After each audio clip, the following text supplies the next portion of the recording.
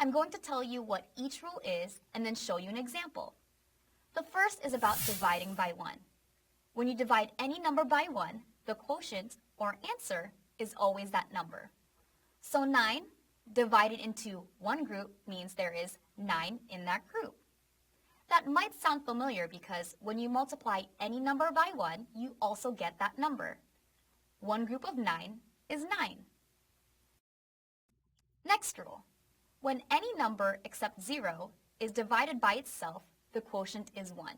So 2 divided by 2 will equal 1. If you divide 2 into 2 equal groups, only 1 goes into each group. 2 groups of 1, or 2 times 1 equals 2. You can see your multiplication and division fact families working again. Our third rule has to do with 0. When you divide 0 by any number, the quotient will be 0. That might seem strange, but if you have 0 something, then when you divide it into groups, there will still be 0.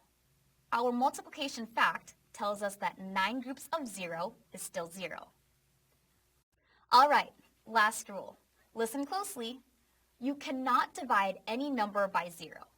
It sounds strange, but it makes sense when you use what you know. Think about your multiplication facts.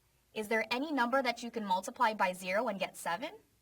No, because if you multiply a number by 0, the product is always 0. Anytime you see a division problem using 0 or 1, try to remember these rules. They work with the multiplication facts and rules you already know. I hope to see you again soon.